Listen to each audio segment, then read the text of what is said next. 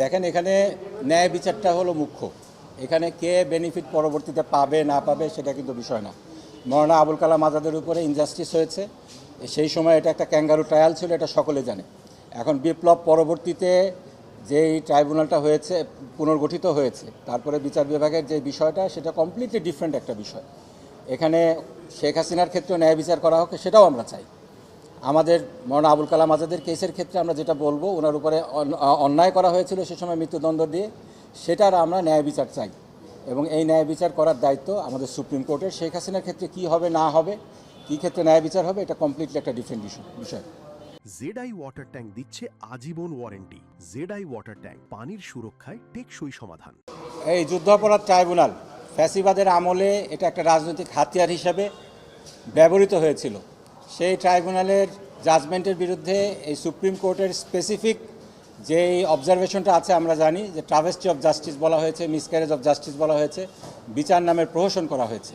এরকম একটা প্রহসনের নজির ছিল মৌলানা আবুল কালাম আজাদের যে মৃত্যুদণ্ডটা দেওয়া হয়েছিল ইন অ্যাবসেন্সিয়া, সেটা এই বিপ্লবের পরবর্তীতে তিনি যখন দেশে ফিরে আসেন, নিয়ম অনুযায়ী তিনি সিআরপিসির 401 ধারা মতে আমাদের স্বরাষ্ট্র মন্ত্রণালয়ের মাধ্যমে রাষ্ট্রপতির কাছে একটা অ্যাপ্লিকেশন জমা দেন, ওনার যে সাজাটা হয়েছে সেটার স্থগিতাদেশ চেয়ে। সেখানে আমাদের সেই অ্যাপ্লিকেশনটা, মৌলানা আবুল কালাম আজাদের সেই দরখাস্তটা মঞ্জুর করা হয় এই শর্তে যে 1 বছরের মধ্যে, গত বছর 22শে অক্টোবর এটা মঞ্জুর করা হয়, বলা হয় 1 বছরের মধ্যে আপনি আপিল করবেন। সেই আদেশের অনুযায়ী আমরা 1 বছরের মধ্যে সারেন্ডার করে অ্যাপিল করেছিলাম। কিন্তু কথা হলো যে অ্যাপিলটা যেহেতু শুনানি হচ্ছে না দীর্ঘদিন ধরে, এই 22শে অক্টোবর হোম মিনিস্ট্রির যেই স্থগিতাদেশটা ছিল সেটা এক্সপায়ার করে যাচ্ছে। স্বরাষ্ট্র মন্ত্রণালয়ে সেটা এক্সপায়ার করে গেলে তার পরবর্তীতে কি হবে, এটা একটা বড় প্রশ্ন। যেহেতু এখানে মৃত্যুদণ্ড দেয়া হয়েছে, আমরা সেজন্য ব্যাপারটা যেহেতু এখন অ্যাপিলেট ডিভিশনে চলে এসেছে, অ্যাপিলেট ডিভিশনে একটা দরখাস্ত করেছিলাম এই 22শে অক্টোবর পর্যন্ত যে স্থগিতাদেশটা দেয়া আছে এটাকে যেন বাড়িয়ে দেওয়া হয়, এক্সটেন্ড করা হয়। আমাদের যেই দরখাস্তটা আছে এটার জবাবে অ্যাপিলেট ডিভিশন বললেন, আমরা এই 22শে অক্টোবরের আগেই আপনাদের অ্যাপিলটা শুনে ফেলি না কেন।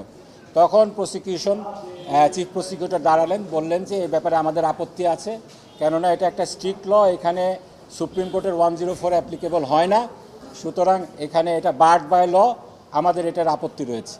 দুই পক্ষকে শুনে তখন একটা আর্গুমেন্ট আসলো, বেঞ্চ থেকে বলা হলো যে যেহেতু এটা একটা মৃত্যুদণ্ড ক্যাপিটাল পানিশমেন্ট, এখানে তো অ্যাপিলটা অটোমেটিক্যালি এখানে অ্যাডমিটেড হবে। এবং আসলে বাংলাদেশের ইতিহাসে কোনো নজির নেই, বিশ্বের ইতিহাসেও সেরকম কোনো নজির নেই যে সমস্ত জায়গায় কমন ল অ্যাপ্লিকেবল, যে কোনো আসামিকে এভাবে না শুনে মৃত্যুদণ্ড দেওয়া হয়। যার কারণে অ্যাপিলেট ডিভিশন যেটা বললেন যে সকল কিছুই 31 তারিখে শোনা হবে, 31 তারিখে আমাদের অ্যাপ্লিকেশনও শোনা হবে। যদি আমাদেরটা অ্যাডমিটেড হয়, প্রসিকিউশনের যেটা অ্যাপ্লিকেশন আছে এটা যদি রিজেক্ট করা হয়, তাহলে অ্যাপিলটাও সেদিন শুনানি হয়ে যেতে পারে।